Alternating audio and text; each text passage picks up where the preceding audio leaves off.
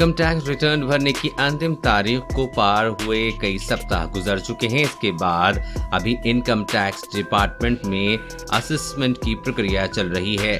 सही रिटर्न दायर करने वालों को इनकम टैक्स डिपार्टमेंट की ओर से रिफंड मिल रहा है, जबकि गलती करने वाले करदाताओं को आयकर विभाग से नोटिस मिल रहा है।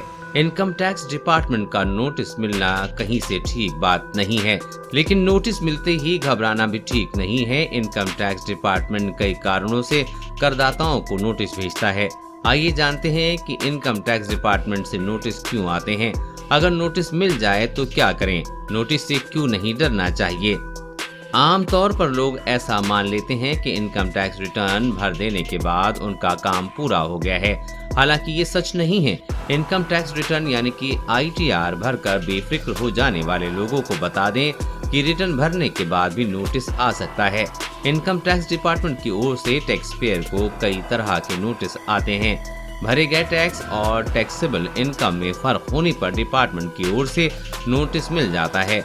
इनकम टैक्स रिटर्न में भारी भरकम रिफंड क्लेम करना भी नोटिस की वजह बनता है। इनकम टैक्स डिपार्टमेंट के नोटिस कई तरह के होते हैं। नोटिस किसी व्यक्ति अथवा बिजनेस या कंपनी को भेजा जा रहा है, उसके हिसाब से नोटिस की कैटेगरी तय होगी।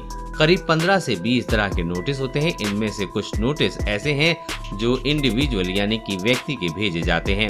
आमतौर पर लोगों को मिलने वाले इनकम टैक्स नोटिस ये हैं। सेक्शन 142, अगर किसी व्यक्ति ने ITR नहीं भरा है तो आयकर अधिकारी सेक्शन 142 के तहत नोटिस देकर रिटर्न भरने के लिए कह सकते हैं।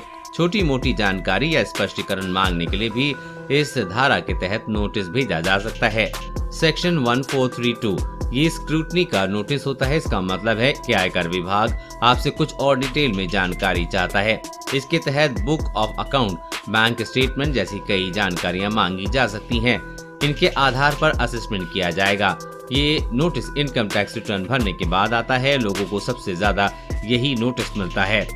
सेक्शन 144, इसे बेस्ट जजमेंट असेसमेंट कहते हैं। अगर आपने ITR फाइल नहीं किया है या 142 या 143(2) के तहत जारी नोटिस का जवाब नहीं दिया तो आयकर अधिकारी सेक्शन 144 के तहत नोटिस भेज सकते हैं। ऐसे में अधिकारी मौजूदा जानकारी के आधार पर इनकम टैक्स का आकलन करके उसके ऊपर कर, ब्याज और जुर्माना लगा सकते हैं। सेक्शन 147, 48, 49, अगर इनकम टैक्स डिपार्टमेंट के अधिकारी को लगता है कि आपकी इनकम का पहले जो असेसमेंट हुआ है उसमें कुछ आय शामिल नहीं है या फिर आपकी कोई ऐसी इनकम है जिसका खुलासा पहले नहीं हुआ है तो ये नोटिस आ सकता है।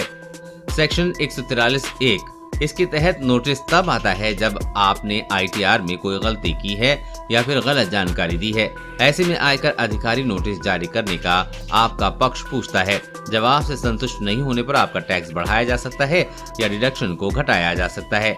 इसके अलावा इसके लिए डिफेक्टिव रिटर्न के लिए सेक्शन 1399, तलाशी की जब्ती के सेक्शन 153A, टैक्स, ब्याज या पेनाल्टी बकाया रहने पर सेक्शन 156, आय छिपाने का शक होने पर सेक्शन 131A के तहत नोटिस भेज सकते हैं।